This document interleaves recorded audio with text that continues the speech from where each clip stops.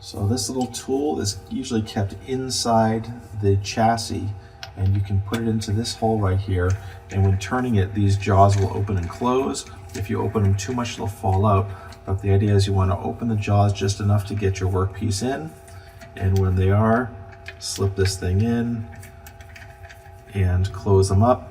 Make sure that all three close on and that when you rotate it, it's not offset and it doesn't wobble. The way our default setup here is set so that we want to position this way so that the x-axis is across this and the y-axis is what turns with the rotation chuck. So x left and right and y is rotation. When using the rotation tool is set up like we have it, make sure that when launching it, you double click on this laser rotary icon, which will apply the settings for the rotary tool. So I've created a little bit of artwork here, but notice since I want it to go cylindrically across it, I want to actually rotate this. So I'm going to use the rotation tool for that. Take that, I'm going to spin it 90 degrees. So that's going to be consistent with the axis that I want to do that around. I can hit the C to center that, and I can, as per usual, I can do a hatch on that. And like always, I do need to set the Z height of that.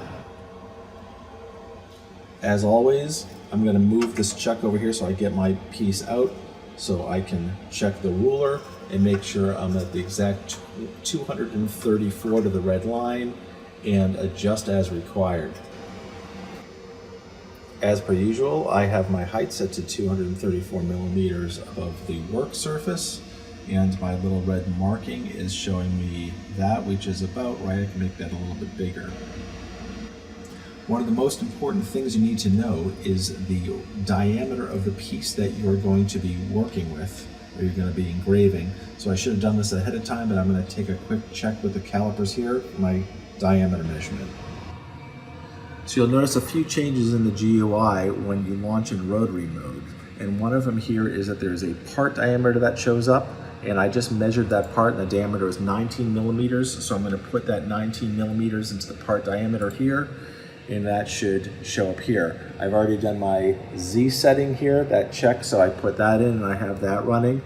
And the next thing that you're going to do, actually I'm going to make this a little bit bigger because it was a little small. So I'm going to make that bigger. I'm going to check my red here, and when I do so that's good. So you can now see that it's a little bit bigger than can comfortably fit on the band there. I also at this time can make any adjustments. I want this to be kind of, dead overhead right in the middle. So that looks okay.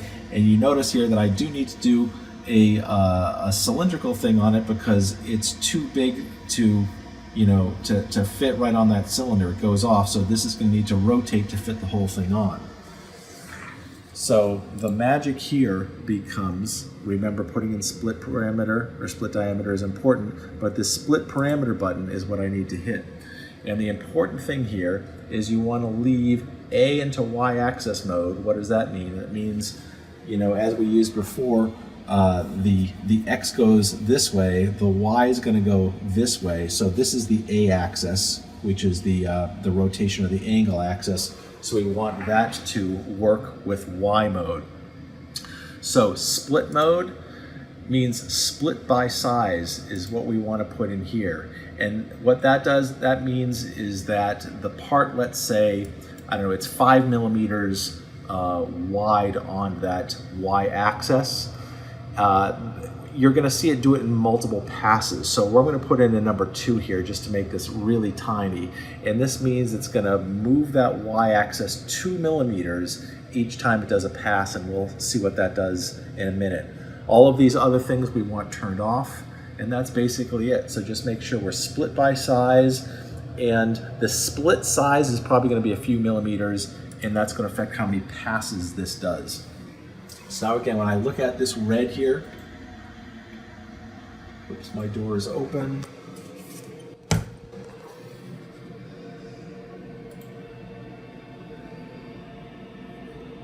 You'll see it's rotating. and that's giving me a mark. So I turn hatch mode on, so I'll actually have something to mark. And when I hit my red on this, you will see now that the first time you do it's gonna rotate it into place. So this is exactly where and how that's gonna go.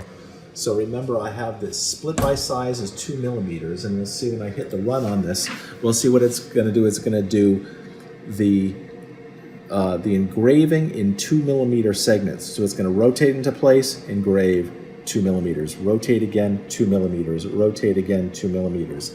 So let's hit mark and see what happens.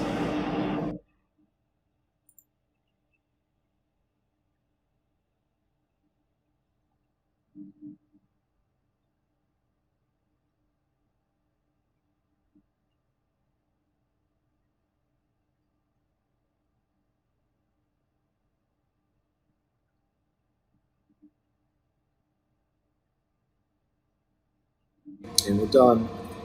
So I can see my hello went, I don't know, almost 180 degrees around that. And you noticed watching the video before it did that by doing it section by section, 2 millimeters at a time like we told it to. Obviously, 2 millimeters, I could probably make that 3 millimeters or even more. And if I had a much larger piece, say it was a mug or something, I could do maybe 10 millimeters.